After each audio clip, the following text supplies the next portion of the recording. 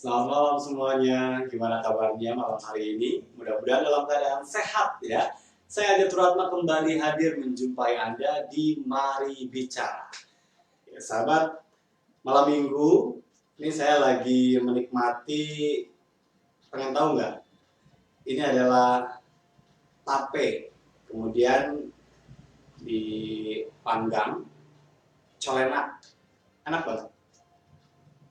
Hmm. Salah satu makanan kesukaan. Dan kalau bicara tentang singkong ini bisa kita buat berbagai macam panganan yang enak, termasuk juga colenak. Kebetulan nih kreasinya ditaburin keju, tapi ya lumayan ada variasi. Biasanya ditaburinnya itu adalah gula putih. Mungkin ada sebagian dari Anda juga yang saat ini lagi menikmati makan malam bersama dengan keluarga. Kita seperti biasa berbicara banyak tentang berbagai hal yang menjadi sorotan publik ya. Anda bisa berkomentar, memberikan saran, silakan Anda tulis di kolom komen yang ada di bawah.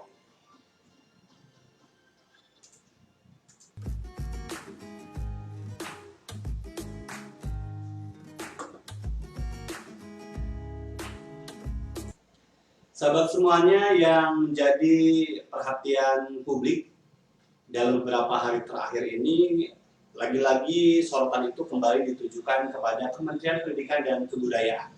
Kita belum selesai berdiskusi soal bagaimana proses pembelajaran jarak jauh ini bisa dilakukan dengan baik, tapi muncul isu lain yang juga kembali ditujukan pada kinerja dari kementerian yang dipimpin oleh Mas Menteri Nadiem Makarim. Kalau bicara tentang pelayanan pendidikan, harus diakui PJJ sampai hari ini minggu besok sudah pekan ketiga, pelaksanaannya di berbagai daerah sangat jomplang. Ada bahkan berita-berita yang menunjukkan satu siswa sekolah karena dia tidak punya handphone, dia berangkat sendiri ke sekolahnya karena tadi dia tidak punya biaya keluarganya untuk belajar secara daring.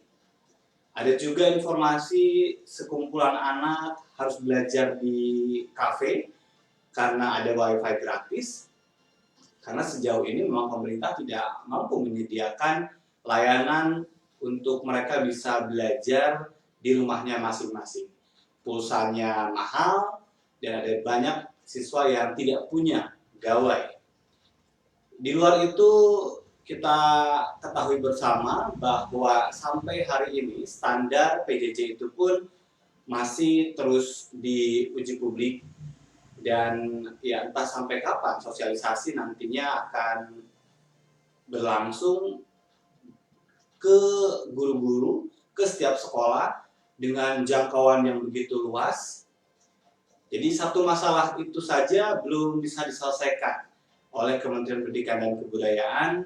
Lagi-lagi banyak orang sangat mengkhawatirkan kualitas pembelajaran di masa pandemi COVID-19 ini memang terjadi degradasi dari sisi mutu, walaupun ya harus saya apresiasi upaya keras yang dilakukan oleh para pendidik dengan berbagai kesulitan yang dialami. Mereka berusaha sebisa mungkin memberikan layanan, walaupun tadi kekuatan mereka itu harus disokong oleh dukungan dari pemerintah dengan berbagai program-program afirmasi tentu saja yang extraordinary. Tapi sampai hari ini program-program yang menjawab keterbatasan masyarakat tentang akses pendidikan, terutama pembelajaran jarak jauh ini, kecil sekali dilakukan. Ada beberapa kepala daerah yang mulai melakukan inisiatif, tapi itu pun ya terbatas anggarannya dan hanya terbatas pada lingkup daerah tertentu saja. Malah kalah dengan inisiatif dari para dermawan ada banyak kelompok masyarakat yang saya lihat membuka rumahnya untuk memfasilitasi anak-anak di lingkungannya melakukan pembelajaran secara daring. Walaupun harus kita pahami bersama, ini supaya masyarakat juga paham alur berpikir dari pemerintah, PJJ itu bukan hanya belajar secara daring, tapi juga bisa dilakukan dengan luring. Jadi ada ya belajar pakai flash disk gitu ya, offline, dan juga berbasis modul. Tetapi banyak sekolah-sekolah negeri khususnya, saya ingin bicara di sini, menerapkan pembelajaran daring dengan menggunakan gawai dan koneksi internet. Ini dirasa jauh lebih mudah bagi pihak sekolah, tapi sulit bagi sebagian kelompok siswa, terutama mereka yang posisi orang tuanya berpenghasilan pas-pasan. Ada sebagian mereka yang memang sampai hari ini dia cuma bisa pinjem gawai ke temannya, ya keseret-seret lah. Pendidikan di masa pandemi COVID-19 ini kalau saya lihat memang tidak menguntungkan bagi anak-anak dari kelompok masyarakat miskin. Bukan hanya sekedar biaya sekolah, tapi juga tadi dalam pelaksanaannya. Jika sebelumnya masyarakat hanya berpikir ya menyekolahkan anak ke sekolah negeri itu ya sudah selesai urusannya, kan tidak ada biaya-biaya lain. Sebagian anak ada yang berangkat pakai sepeda, jalan kaki karena berada di lingkungan tempat tinggal. Tapi kalau hari ini belajarnya aja harus bayar. Apa yang dibayar adalah pulsa atau kuota. Karena tadi ada banyak guru yang tetap menginginkan pembelajaran secara daring, mau nggak mau kamu ikut. Ini kan tidak fair, ya, tidak berkeadilan bagi mereka-mereka yang kesulitan. Saya juga tidak menafikan ada sebagian guru yang bijak, gitu kan, dia bekerja dalam dua metode pembelajaran, melayani mereka yang tidak mampu, tidak memaksakan satu jenis metode pembelajaran saja, tapi fleksibel dilakukan, disesuaikan dengan kemampuan dari muridnya. Itu hal yang patut untuk kita apresiasi, tapi tidak banyak yang bisa melakukan itu karena guru sendiri pun ya pusing kalau keterbatasan sarana prasarana di tingkat sekolahnya sendiri membuat guru harus banyak berkonsentrasi dalam konteks tugasnya. Dia kadang lupa memikirkan apa lagi hal-hal yang bijak yang bisa dia lakukan untuk juga memperhatikan kondisi murid-muridnya. Akhirnya banyak yang disamakan saja, mau mampu mau enggak ya kamu boleh pinjam, atau banyak hal yang bisa dilakukan lah, terserah. Misalnya yang numpang ke tetangga, tadi seperti yang saya katakan, ada banyak anak-anak yang sekarang ini ditampung oleh satu rumah karena ada koneksi wifi gratis gitu. Ini kalau dibiarkan lama tanpa ada program-program nyata dari pemerintah untuk membantu guru, membantu sekolah, membantu siswa, ya bukan tidak mungkin, ya. Pada akhirnya nanti standar yang kita inginkan itu tidak akan tercapai karena standar prosesnya juga tidak terpenuhi. Bagaimana kita akan melakukan evaluasi dalam skala nasional dengan instrumen tertentu yang dikategorikan sebagai instrumen untuk mengukur standar nasional pada saat pemenuhan hak pendidikan dalam konteks layanannya sendiri tidak berstandar. Disesuaikan dengan kemampuan masing-masing guru, disesuaikan dengan kemampuan masing-masing siswa. Beberapa hari yang lalu saya menulis terkait dengan terciptanya kelas-kelas pendidikan, karena itu senyatanya yang terjadi saat ini, ada sekolah yang memang diisi oleh orang-orang kaya, ada sekolah yang memang isinya adalah orang-orang yang biasa-biasa aja, itu kaya enggak, miskin tapi juga enggak. Tapi ada juga masyarakat miskin yang bahkan bukan buat sekolah aja, untuk bisa sekolah aja sampai hari ini belum terlayani. Adanya kelas-kelas ini tentu saja bertentangan dengan semangat memberikan pelayanan bagi seluruh rakyat, berkeadilan, kemudian juga gotong royong yang selalu disuarakan oleh kementerian hari ini, karena ya itu bentuk dari, kalau saya pikir, kebijakan diskriminatif, dan kalau dalam bahasa filsafat, apa yang terjadi hari ini adalah bentuk dari neokolonial. Yang mampu akan bertahan dengan kemampuannya, sementara yang nggak mampu, dia akan tertindas. Dan itu tidak saya harapkan. Kita semua tidak berharap itu terjadi, apalagi berkaitan dengan ancaman lost generation, di mana anak-anak hari ini terancam tidak mendapatkan asupan pendidikan yang cukup dan juga pendidikan karakter yang baik. Anda bisa berkomentar, silakan, berkaitan dengan kinerja Kementerian Pendidikan dan Kebudayaan yang selalu banyak disorot. Dan berikutnya saya ingin bicara tentang isu yang paling terbaru yang juga tidak kalah hangat disorot terkait dengan POP, Program Organisasi Penggerak.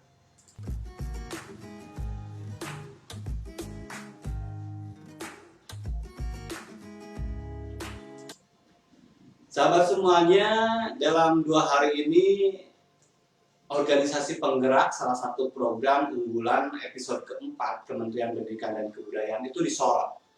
Setelah sebelumnya ada pernyataan dari 2 organisasi besar di tanah air, yakni NU dan juga Muhammadiyah, yang menyatakan keluar dari program yang diselenggarakan oleh Kemendikbud tersebut. Ini adalah program yang memang sudah lama digaungkan, April tepatnya. Di situ disampaikan bahwa kementerian menggaet organisasi masyarakat untuk sama-sama melakukan upaya nyata dalam konteks pembangunan sumber daya, khususnya tenaga pendidik. Jadi organisasi penggerak ini akan nanti melahirkan sekolah-sekolah penggerak, dan ini juga ada korelasinya nanti dengan guru penggerak, salah satu program juga yang sampai hari ini kalau untuk guru penggerak masih dalam proses seleksi.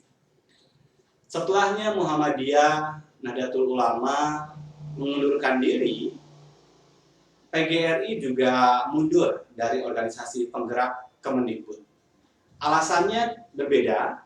Kalau Muhammadiyah dan NU, salah satu isu yang diungkapkan adalah berkaitan dengan adanya organisasi yang dipilih oleh pemerintah dinilai tidak tepat untuk memegang program tersebut, karena pertama, organisasi itu adalah lembaga CSR yang harusnya secara logika, saya kemarin mengatakan, lembaga CSR itu perusahaan nyisihin keuntungannya untuk kemaslahatan masyarakat, baik itu dalam pendidikan, kesehatan, ataupun bidang sosial yang lainnya. Tapi kalau ada lembaga CSR dapat dana dari pemerintah, ini kan kebalik-balik logikanya.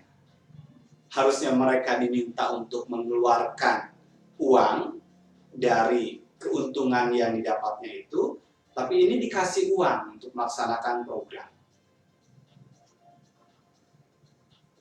Ya buat saya lucu. Saya tidak ingin juga lebih jauh, nanti kan dalam prosesnya sekarang ini 3-4 minggu katanya kementerian akan melakukan evaluasi lanjutan setelah banyak dikritik, bicara tentang kenapa Kemendikbud memilih ini. Logikanya aja dulu lah. Lembaga CSR itu dia yang mengeluarkan biaya sebagai tadi bentuk dari gotong royongnya komponen elemen bangsa. Tapi menjadi logikanya terbalik pada saat lembaga CSR itu dikasih dana dari pemerintah. Jadi pemerintah yang ngasih dana buat bergeraknya kegiatan dari lembaga tersebut. Ya, pendidikan itu kan salah satunya adalah memunculkan insan berakal sehat, ya, berlogika. Jadi saya pikir praktek-prakteknya juga dalam konteks pengambilan kebijakan juga logikanya harus digunakan. Walau mungkin bisa jadi proposalnya bagus banget gitu ya.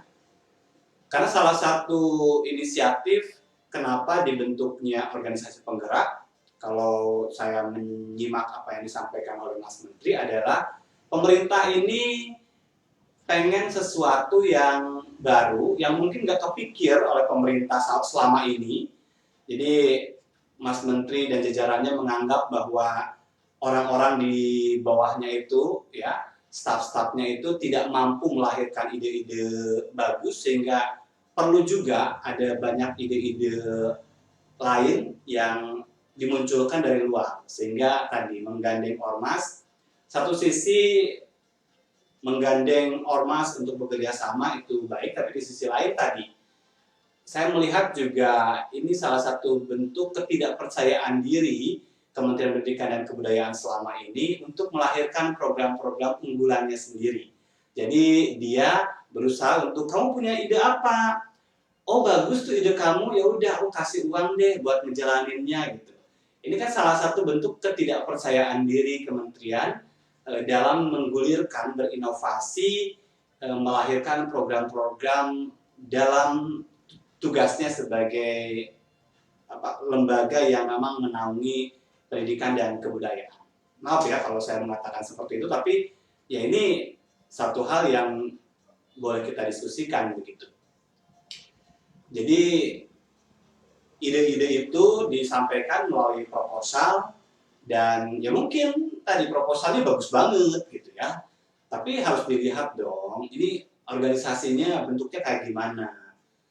Itu. Kenapa enggak ya bicara tentang diskusi idenya aja sebagai masukan, tanpa harus memaksakan dia yang melaksanakannya. Karena kalau buat saya, ide itu kan bisa datang dari mana saja, yang melaksanakan itu tidak harus juga mereka yang punya ide. Ada banyak orang yang dia memiliki gagasan, tapi belum tentu juga dia mampu untuk melaksanakan itu. Jadi nggak ada masalah kalau tadi menampung aspirasi begitu kan, karena aduh susah juga ya ngeluarin inovasi, ya udahlah diajak yang lain, kamu punya apa, kamu punya apa, kamu punya apa, ada ratusan ide begitu kan, akhirnya ya udah aku kasih uang, kamu jalanin deh gitu ya. Program organisasi penggerak ini akan dimulai pada bulan Agustus dan akan dievaluasi dalam kurun waktu 2 tahun. Ini panjang banget ya evaluasinya. Ya pertimbangannya mungkin banyak, mungkin dilihat dari nanti hasilnya yang memang tidak bisa dilihat langsung dalam kurun waktu yang singkat, karena pembentukan manusia itu memang butuh proses yang panjang. Tapi tadi ya kurun waktu yang lama itu juga membuat publik harus ditunjukkan pada proses yang benar-benar tidak melukai hati nurani lah seperti itu, dan tidak juga bertentangan dengan logika lagi-lagi ya. Tadi pendidikan itu salah satunya membangun akal sehat, kemudian juga membangun moralitas, gitu kan. Jadi ini moralitas juga penting karena ada selentingan bicara tentang pemilihan organisasi itu dikaitkan juga dengan misalnya latar belakang dari karir salah satu pejabat di kementerian yang membidangi program ini. Ini kan harus dijawab secara transparan ya. Dan itu baru akan nanti disampaikan oleh kementerian setelah 3-4 minggu katanya melakukan evaluasi setelah dikritik. Jadi yang menariknya adalah evaluasi lanjutan itu dilakukan setelah banyak kritikan. Bayangin kalau nggak ada kritikan gitu ya, ya jalan terus aja gitu. Secara internal berarti kan pengawasannya juga tidak berjalan kalau kayak gitu. Kementerian melakukan evaluasi setelah dikritik. Ya oke lah ya, lebih baik melakukan itu karena memang programnya sendiri kan belum benar-benar dilaksanakan. Baru diumumkan dan tadi seperti saya sampaikan ya, baru Agustus 2020 itu baru akan digulirkan. Mudah-mudahan nanti jawabannya lebih memuaskan karena kalau saya perhatikan dari jawaban tanggapan Mas Menteri ini masih belum menjawab substansi yang dipertanyakan tadi soal kenapa lembaga CSR itu dipilih begitu kan. Di luar itu ada organisasi yang dinilai rekam jejaknya terlalu kecil skupnya, tapi kita kan program kementerian itu bicara tentang skala nasional. Harus dipahami juga bahwa mundurnya Muhammadiyah dan NU ini satu hal yang saya pikir perlu untuk dicermati sangat dalam. Kenapa sekelas NU dan Muhammadiyah itu mundur? Pengabdian dan pengalamannya bertahun-tahun dalam dunia pendidikan pasti juga memunculkan insting gitu ya. Jadi pasti tidak ada alasan yang remeh-temeh, pasti ada alasan yang sangat mendalam yang membuat organisasi yang memang selama ini tidak diragukan lagi sumbangsinya dalam pendidikan di tanah air itu memilih untuk berjalan dengan core yang sudah dilaksanakan sekarang karena dia tidak ingin terbawa-bawa pada program yang mungkin saja pada akhirnya nanti tidak sukses, hanya buang-buang uang.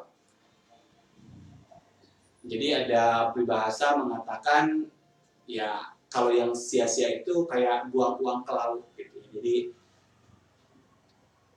nggak ada dampaknya dan itu yang membuat salah satunya Muhammadiyah yang saya perhatikan dari pernyataannya itu memilih untuk ya mereka tetap concern pada bidangnya tapi tidak mengambil program tersebut. Berikutnya kalau PGRI mundur karena atas pertimbangan dana yang besar itu bisa dialokasikan untuk program-program yang lebih konkret lagi mengatasi dampak pandemi COVID-19 untuk guru dan juga siswa. Di awal tadi saya katakan, banyak siswa yang kelabakan dengan PJJ ini. Banyak guru yang kesulitan, secara ekonomi pun kesulitan. Ya. Terutama guru-guru yang masih statusnya kontrak, begitu kan, mereka sangat terdampak dan ya bantuannya harus nyata. Daripada bikin ini itu, mendingan tadi penuhi dulu kebutuhan dasarnya. Karena kalau bicara tentang motivasi orang itu, kebutuhan dasarnya dulu harus terpenuhi, baru dia akan sampai pada aktualisasi diri setelah semuanya itu tercukupi.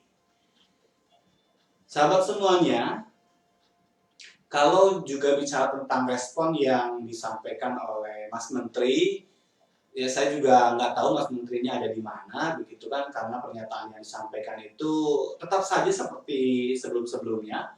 Mas Menteri selalu menyapa, melakukan pernyataan-pernyataan kebijakannya itu melalui media sosial. Apakah Mas Menteri ada di Jakarta atau di Singapura, hanya Mas Menteri dan orang-orang di kementerian yang tahu. Tapi saya ingin mengatakan hadirlah. Saya melihat banyak menteri-menteri sekarang yang udah turun ke masyarakat, melihat bagaimana kondisi masyarakat yang terdampak COVID-19. Saya sangat ingin Menteri Pendidikan dan Kebudayaan melihat betul anak-anak yang memang tadi harus lari ke bukit untuk cari sinyal. Harus ada yang nongkrong di pinggir jalan untuk cari sinyal. Beritanya sudah banyak, jadi bisa dicari langsung, alamatnya nggak perlu sulit-sulit. Dan bahkan ada anak-anak yang memang terancam tidak mendapatkan layanan pendidikan sama sekali. Saya nggak melihat keluar kantor ini hanya melakukan wawancara di webinar, kemudian juga kemarin ya keterangan pers disampaikan melalui YouTube. Datanglah, semangati anak-anak itu, semangati juga guru-gurunya gitu kan, karena ini juga bisa menimbulkan semangat juang di tengah pandemi COVID-19 ini yang banyak mengalami berbagai problematika. Jangan terlalu banyak diam di belakang meja. Karena apa? Karena itu mengurangi kepekaan. Saya melihat salah satu kementerian yang sekarang ini harus bekerja sangat keras adalah pendidikan.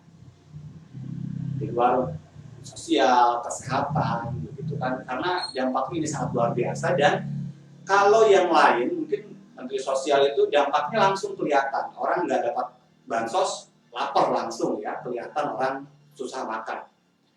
Kesehatan juga sama begitu kan. Tapi kalau pendidikan ini dampaknya akan terasa dalam kurun waktu beberapa tahun ke depan. Pada saat orang atau anak tidak mendapatkan layanan pendidikan yang baik, ini kan dampaknya akan jangka panjang. Dan ini bisa sangat berbahaya kalau dibiarkan dia mengalir begitu saja. Itu yang saya ingin tekankan dalam hal ini. Jadi menyikapi berbagai permasalahan, jangan juga hanya sekedar disikapi, ya oke, terima kasih untuk kritiknya gitu kan. Tapi ya juga ada hal yang perlu diketahui lebih jauh, apa yang memang terjadi di lapangan yang membuat orang itu menyampaikan kritik. Bagi saya kritik itu bukan sesuatu bentuk kebencian, justru ini adalah bentuk dari perhatian. Semakin banyak orang yang mengkritik, tandanya sayang, tandanya peduli.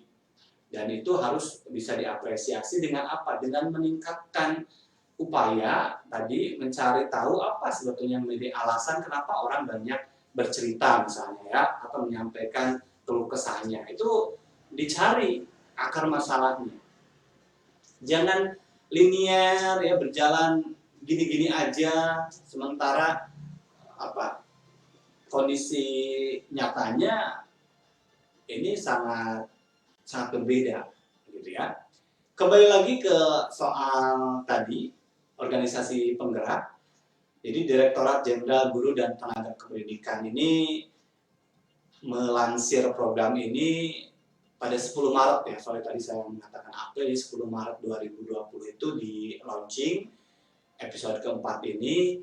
Dan apa sih isinya? Isinya adalah memberikan dana 1 sampai 20 miliar ya untuk setiap organisasi. Dana ini untuk nanti merealisasikan program pelatihan guru dari berbagai jenjang, mulai dari PAUD, SD, SMP.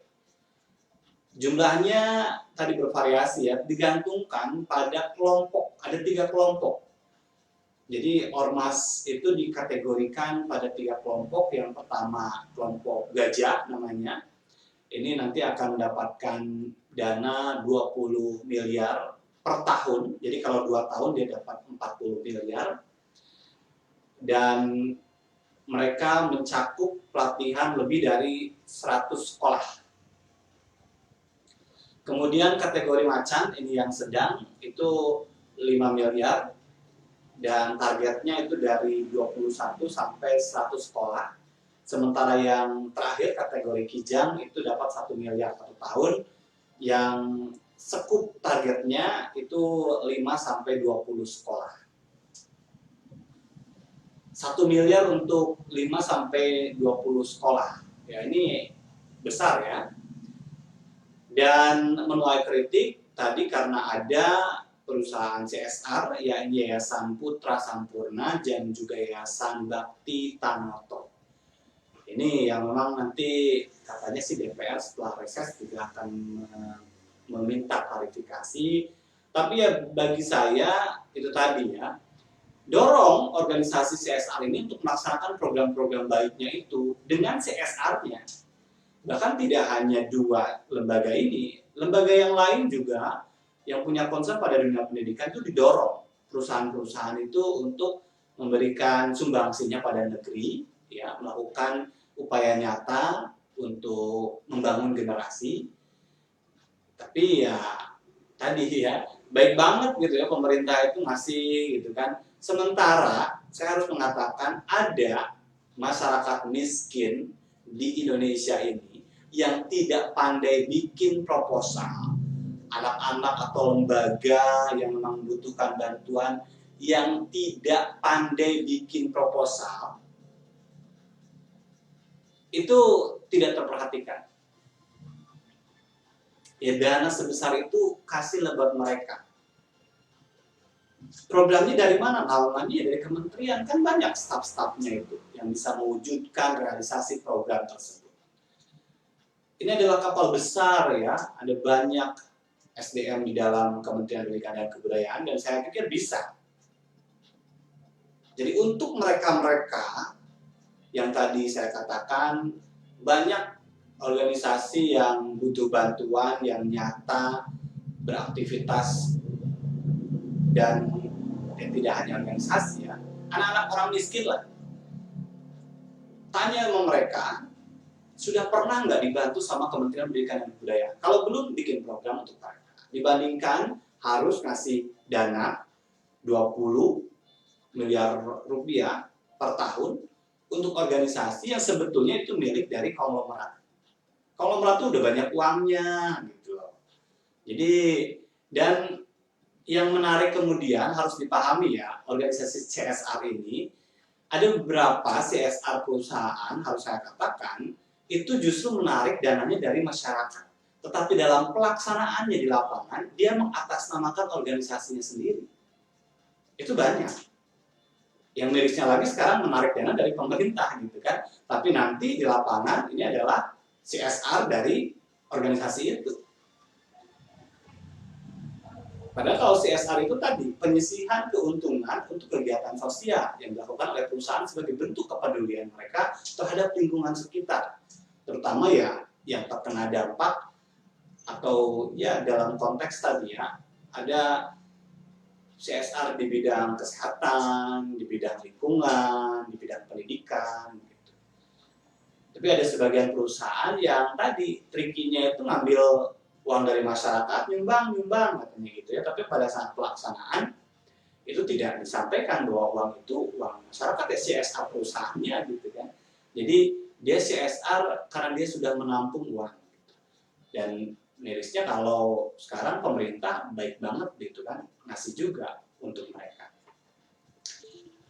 Berikutnya, sahabat semuanya, kalau bicara tentang rekam jejak, sebetulnya kan dalam proses seleksi yang dilakukan oleh kementerian, salah satu hal yang memang sangat difokuskan adalah rekam jejak organisasi dan potensi dampak serta efektivitas biaya yang nanti dikeluarkan. Jadi kalau tadi saya katakan ada juga keberatan, tidak hanya organisasi CSR tapi juga ada organisasi yang rekam jejaknya hanya skupnya kota begitu kan, tidak dalam kiprah skala nasional. Ya, bagaimana cara menentukan organisasi itu punya rekam jejak yang baik? Jangan nggak jelas juga. Walaupun kalau untuk nama-nama organisasi Anda bisa lihat sekarang sudah banyak dipublish ya. Ada ratusan organisasi yang memang dinyatakan sudah lolos verifikasi. Bahkan ada verifikasi faktual ya. Namun yang dikeluhkan juga salah satunya oleh Muhammadiyah itu adalah seleksi verifikasi faktual itu ternyata pada saat diumumkan mereka yang dievaluasi faktual itu semuanya lolos. Jadi ya cuma prioritas formalitas katanya misalnya itu. Kesannya seperti itu. Baik sahabat semuanya, jadi dalam penentuannya ini saya pikir benar-benar keliru dan ya Mas Nadiem jangan polos-polos banget ya. Jadi harus benar dikatakan oleh sebagian orang butuh butuh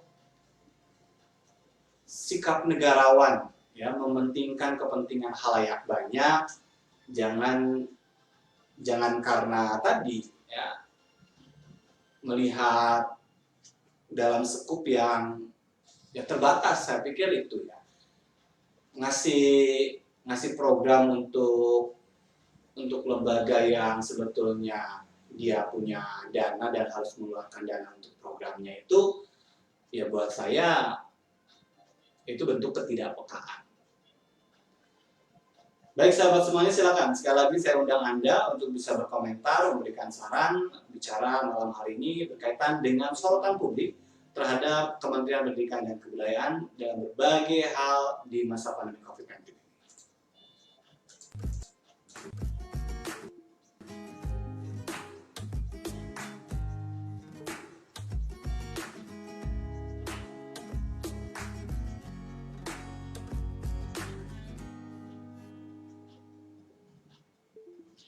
Baik sahabat semuanya, masih bicara tentang organisasi penggerak ya. Jadi ini adalah program untuk meningkatkan kompetensi pendidik dan tenaga kependidikan, melibatkan ormas. Perlu saya sharing pada kesempatan malam hari ini, sering saya mengemukakan bahwa memang kita setuju untuk membangun pendidikan ini harus kita bangun adalah gurunya. Persoalan-persoalan klasik guru itu tidak hanya sekedar kompetensi, tugas sangat berat yang harus dijawab oleh kementerian itu adalah berkaitan dengan status dan kesejahteraan guru. Saya setuju tadi memang bicara tentang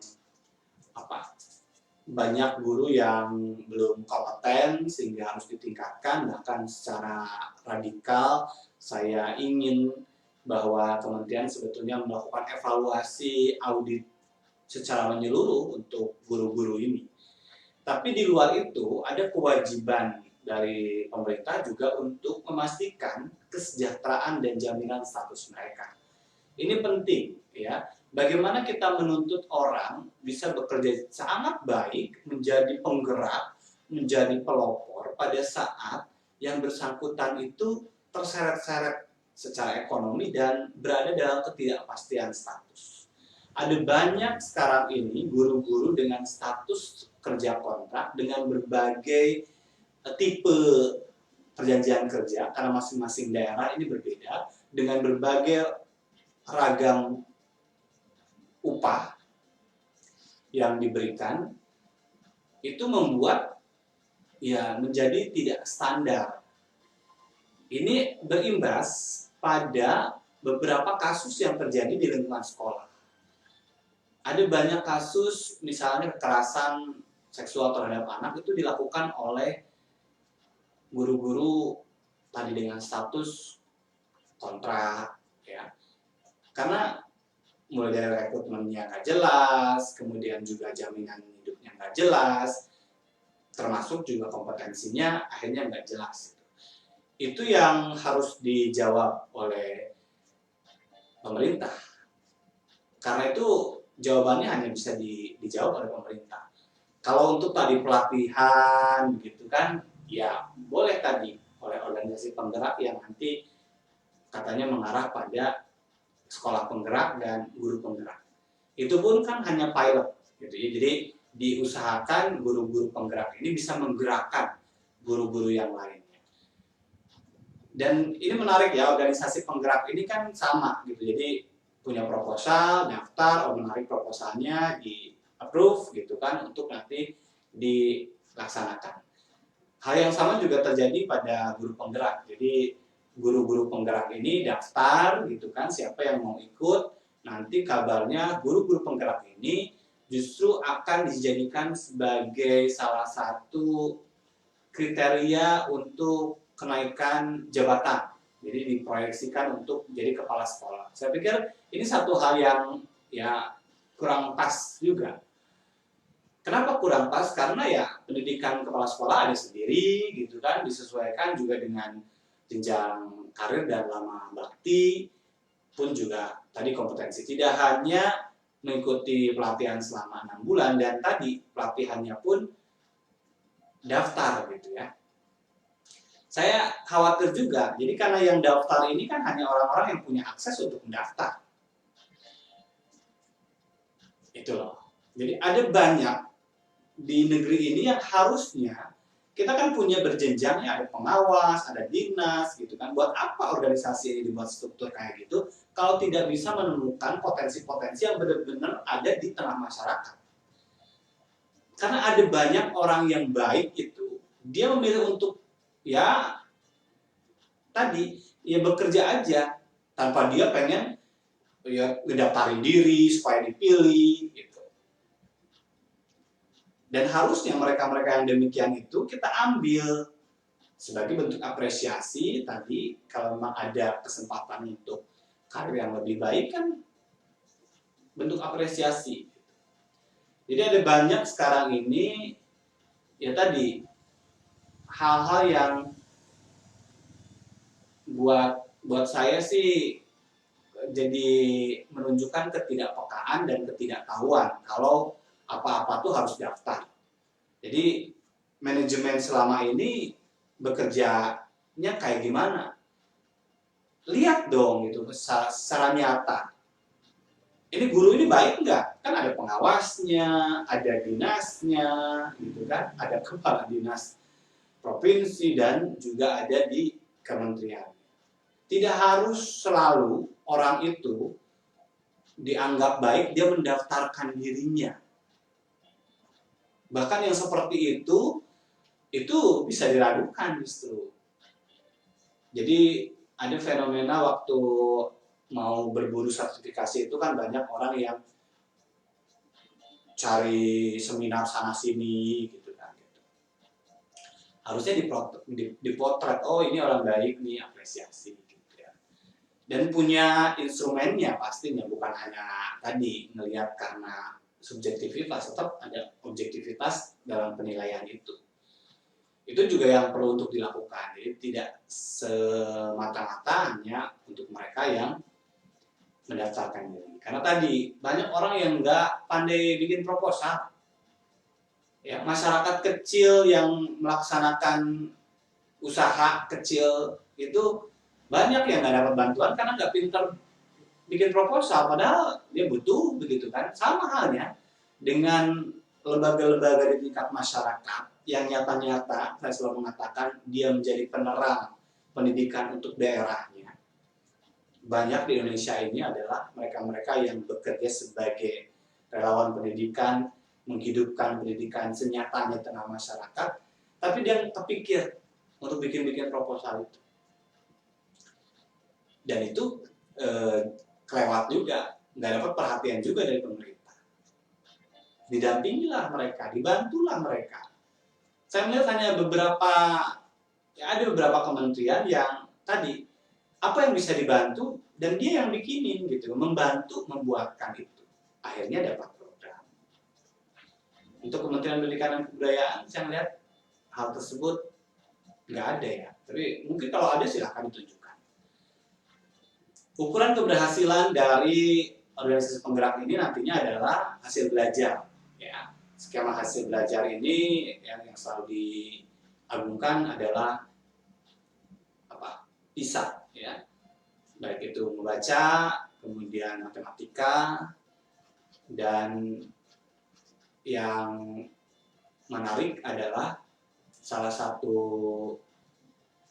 indeks yang dicontohkan dalam mengukur skema program ini, hasil belajar itu adalah capaian yang pernah dilakukan oleh Lembaga Kerjasama Indonesia-Amerika, USAID ya, di mana USAID prioritas kan memang sudah cukup lama ya, tahun 2010 itu udah bikin program sama. Programnya adalah program pengembangan sumber daya manusia, tenaga pendidik. Saya melihat ya apa jangan-jangan yang sekarang dilaksanakan itu sebetulnya ya member-member sama dengan program-program yang sebelumnya sudah ada. Jadi bukan hal yang baru gitu ya. Hanya namanya aja yang lain. Pada prinsipnya ya gitu-gitu juga. Kalau gitu-gitu juga ya dampaknya sampai sekarang juga kan seperti itu. bahkan bukan masyarakat yang mengeluhkan saja capaian pendidikan. Menterinya sendiri kan mengeluhkan capaian pendidikan yang dilakukan selama ini. Ya, menterinya sendiri yang bilang itu kan, sehingga butuh gerakan-gerakan lain yang lebih merdeka. Gitu. Jadi kalau program-programnya sama dengan memper sama, cuma ganti nama, ya dampaknya juga pasti akan sama, gitu ya. Jadi itu yang perlu untuk diperhatikan betul berkaitan dengan bicara di tengah polemik soal kontroversi mundurnya organisasi NU, Muhammadiyah, kemudian PGRI, tapi ada esensi-esensi yang sebetulnya juga harus dikuatkan. Jadi evaluasi lanjutan yang harus dilakukan oleh Kementerian Pendidikan dan Kebudayaan itu tidak hanya itu aja. Ya, ini Mas Menteri harus benar-benar peka, ya, tapi nggak bakal peka kalau cuma diem aja gitu. Kalau nggak turun ke masyarakat ya cuma nerima laporan. Silakan, saya pengen lihat. Coba masyarakat juga aja nih ngomongnya gitu. Ya dilihat aja. Kalau sekarang hidupnya di media sosial begitu kan, ada nggak kegiatan sebulan ini? Menteri, bahkan pelantikan 3 hari yang lalu aja yang dihadiri oleh sejumlah pejabat. Nih pejabat-pejabat kementeriannya datang, saya lihat di sebuah aula, dia dilantik, tapi yang lantiknya nggak ada.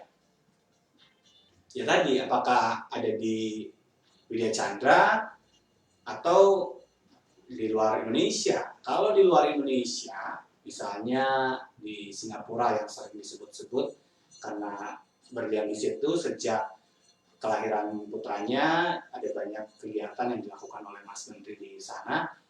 Ini juga saya ya kecewa aja ya, menganggap gampang tugas kementerian di tengah pandemi COVID-19 dengan dampak yang tadi yang luar biasa, kalau menterinya nggak ada atau sering tidak ada di Indonesia.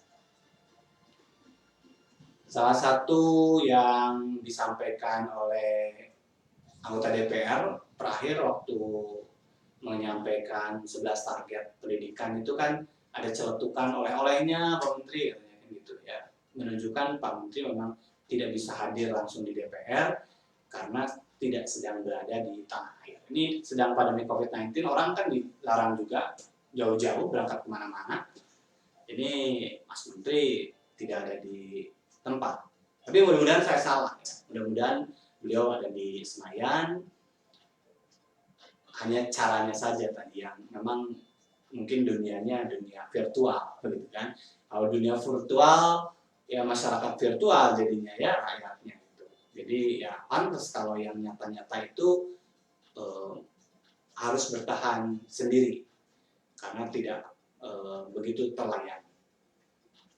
Baik sahabat semuanya, jadi kalau bicara tentang organisasi penggerak yang nanti akan mendorong lahirnya sekolah penggerak, begitu kan? Ya, saya ingin tidak hanya sekedar nama, ya, tapi benar-benar bisa mewujudkan pendidikan yang lebih baik. Karena kalau membangun, saya kembali lagi ke membangun guru, tadi tidak hanya soal statusnya juga, tapi juga harus diruntut dari awal. Ya, dari awal itu dari mana? Dari guru itu dilahirkan dari mana? Brojolnya itu harus jelas. Kuatkan lembaga yang khusus melahirkan guru. LPTK itu harus dikuatkan perannya. Kenapa? Ya tadi supaya melahirkan guru-guru yang kompeten. Sekarang ini kan boleh dari mana aja, tanpa harus ada upaya untuk menstandarisasi. Ya. Kalau kuliah aja sebetulnya kan ada matrikulasi gitu, harusnya dari satu keilmuan tertentu, boleh semua kan bisa jadi guru gitu. Tapi ya harus ada matrikulasinya untuk menjadi guru, masuk ke dalam lembaga pendidikan khusus guru untuk tadi tahu. Banyak sekarang ini guru-guru yang nggak paham pedagogi, padahal itu adalah cara guru mengajar. Pendekatannya jadi kayak ngajarin mesin, gitu ya. Padahal yang diajarin adalah manusia. Itu yang harus dikuatkan, jangan dianaktirikan. Dan kalau ngomongin soal kampus ini sendiri harus juga di diakui ya, untuk kampus-kampus banyak juga katanya sekarang nih yang menjerit karena lembaga kampusnya sendiri untuk penelitian dikurangi gitu ya. Gimana mau melahirkan inovasi kalau biaya penelitiannya itu dikurangi. Baik, jadi targetnya bicara tentang peningkatan kualitas guru, kualitas kepala sekolah, tenaga pendidik yang nanti berkoordinasi dengan hasil belajar. Memang ya butuh waktu yang cukup panjang untuk mengevaluasi keberhasilan ini. Saya menitipkan pertama, kalau ingin kita start atau bikin sebuah standar itu, kita harus benar-benar petakan dulu kondisi real hari ini tuh seperti apa. Maka kuncinya adalah sebetulnya lakukan audit untuk guru-guru. Terkait dengan kompetensi itu ada 4 ya, ada tidak hanya profesional tapi juga kepribadian, pedagogik, dan juga sosial gitu. Di audit dipisahkan ya, jadi petanya jelas. Setelah itu baru deh tuh ya, karena ya yang bagus pun tetap harus dikembangkan. Tidak berarti guru-guru yang bagus itu sudah tidak boleh belajar lagi, enggak. Bisa jadi ada kebutuhan lain yang harus ditingkatkan. Belum lagi yang kurang. Jadi dipetakan dengan jelas. Dan kalau data saya pikir harusnya sudah punya ya. Misalnya soal yang formal itu latar belakang pendidikan. Kemudian harus berani menyisihkan yang memang tidak kompeten. Kalau yang rusak sama sekali, sisihkan, rumahkan. Dan baru nanti tadi ya, lahirkan guru-guru yang baru, dibimbing oleh organisasi penggerak supaya menjadi guru penggerak. Itu kan daripada kalau punya TV di rumah, mendingan ngomein atau servis yang rusak apa beli lagi. Kadang-kadang orang mendingan beli lagi gitu ya, daripada mahal juga ya, belum tentu bagus juga gitu kan. Waktunya juga untuk cari tempat servis butuh waktu. Nah seperti itu. Jadi kalau udah dipetakan, dipisah, disingkirkan, karena banyak tadi kasus-kasus yang terjadi itu adalah dilakukan oleh guru-guru yang memang secara kompetensi memang rendah, dan itu dilatar belakangi oleh rekrutmen yang tidak standar. Ini standar pendidikan di kita itu memang digantungkan sama daerahnya masing-masing. Ini desentralisasi ini juga yang mendorong kelas-kelas pendidikan itu tadi. Ada provinsi yang banyak memiliki guru-guru baik, tapi ada juga provinsi yang ya biasa-biasa aja, malah kekurangan guru. Jumlahnya aja udah kurang. Ini belum soal kualitasnya, jumlahnya aja udah kurang. Baik, silakan ya untuk Anda semuanya sahabat, jika ada yang ingin berkomentar, memberikan saran. Saya ucapkan terima kasih untuk teman-teman yang sudah menyaksikan podcast ini ya. Apa yang saya sampaikan ini ya bisa jadi adalah kegelisahan. Saya menulis memang pendidikan itu adalah kegelisahan sepanjang masa. Kegelisahan itu ya bisa jadi karena keinginan kita untuk terus lebih baik. Ya, tidak puas dengan apa yang terjadi sekarang. Di luar itu karena juga terkait dengan banyak persoalan yang ternyata kok nggak selesai-selesai gitu. Seperti jalan di tempat, bahkan persoalan yang sama lahir kembali, dan itu mewarnai perjalanan pembangunan pendidikan di tanah air. Harus diakui itu, maka dari itu menjadi tugas yang sangat berat bagi Mas Menteri untuk benar-benar mewujudkan komitmennya, menjadikan pendidikan Indonesia ini maju. Karena kalau saya lihat targetnya aja juga bias. Ya, target kementerian atau menteri hari ini itu apa? Itu maaf ya, nggak jelas. Kenapa? Karena yang ditargetkan 11 target pendidikan oleh Mas Menteri itu capaian untuk 15 tahun ke depan. Bukan capaian 5 tahun kinerjanya dia. Kalau 15 tahun ke depan sampai 2035 itu ada 3 menteri nanti yang akan mewujudkan itu. Boleh kalau memang berkelanjutan, tapi kalau enggak, ganti menteri, ganti kebijakan, ganti menteri, ganti kebijakan maksud saya, gimana? Bukan tidak mungkin karena menteri yang sekarang sendiri pun begitu kan memperbaharui kebijakan yang sebelum-sebelumnya. Jadi bukan tidak mungkin nanti juga punya idealisme tersendiri untuk menteri yang berikutnya.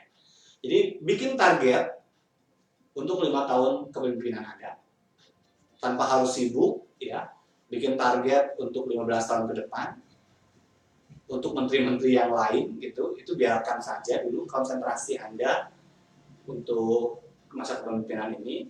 Selesaikan masalah-masalah yang memang nyata di tengah masyarakat. Yang paling banyak dikeluhkan oleh rakyat sekarang ini adalah pendidikan jarak jauh. Cari solusinya. Dan itu harus bisa, harus secepatnya bisa. Ini jangan berlama-lama lah seperti ini. Biar nanti kita bisa fokus ke yang lain. Termasuk ini ya, evaluasi lanjutan atas kritikan. Secara internal, kementerian sendiri harus punya lembaga evaluasi yang memang dipercaya juga oleh Mas Menteri, supaya ya tidak nunggu kritikan baru dilakukan evaluasi. Itu bahaya juga. Gitu ya. Dan lagi-lagi ya, berarti masyarakat nih sekarang juga harus lebih meningkatkan kepeduliannya. Ternyata karena harus diingatkan. Kalau nggak diingatkan, ya repot, nggak sadar gitu ya. Baik, itu saja sahabat semuanya yang bisa saya sampaikan untuk kesempatan malam hari ini. Mudah-mudahan bisa memberikan ruang berpikir. Dan sebelum saya pamit, seperti biasa, saya akan hadirkan satu kata-kata penuh makna. Ya, setiap malam di Quotes Mari Bicara.